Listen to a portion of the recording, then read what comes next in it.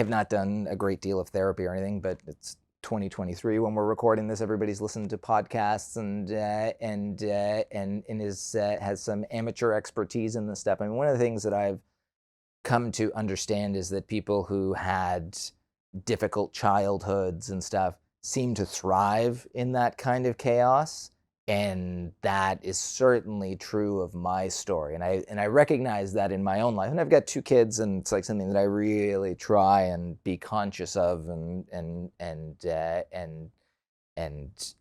be reflective and try and not create that chaos in my children's lives. But yeah, I really thrive in an uncontrolled, chaotic circumstance, and I can usually find my zen in there and thrive in it for better or for worse. And I'm sure it's not great for my blood pressure, and certainly I've been a chronic bad sleeper my entire life. But yeah, I do thrive in I manage to organize myself in chaos. Yeah, yeah. It's and what you said, I truly believe. People who have had challenging early life experiences, like family of origin stuff, or a lot of bullying when they're young,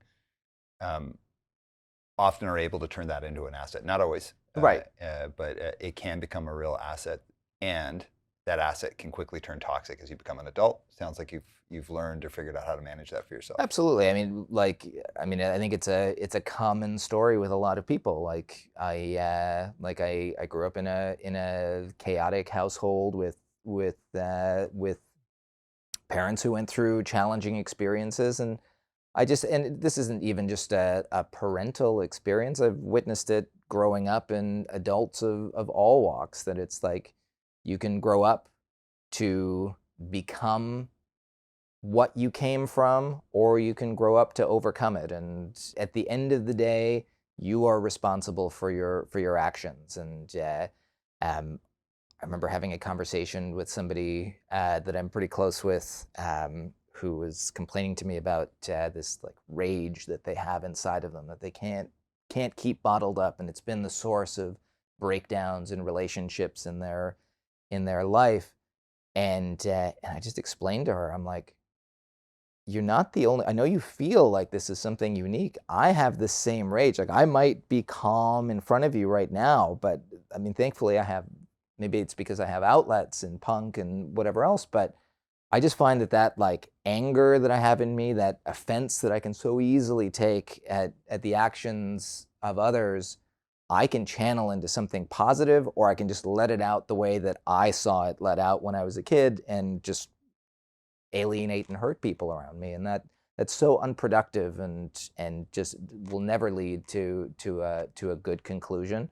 Whereas if you find a way to channel that anger into something creative, something professional, whatever, those two I think can overlap, not just your life, but the people around you benefit from it so much. And I think that is like what has been one of the keys for me. And it's what drives me to be so productive, I guess, is because I can't sit still. Like, I've always got to be doing something. If I'm not doing something, I'm thinking about something. Like, it's just, maybe I'm hyperactive, I don't know. But along with learning from mistakes and failures, I think also channeling your emotional self is such an important part of, because I mean, whatever you do, whether it is something in the corporate world, whether it's something in the creative world, or somewhere in between, how you interact with people is going to influence so much your success, your quality of life, and the people who want to be around you, the people who are drawn to you, and the people who are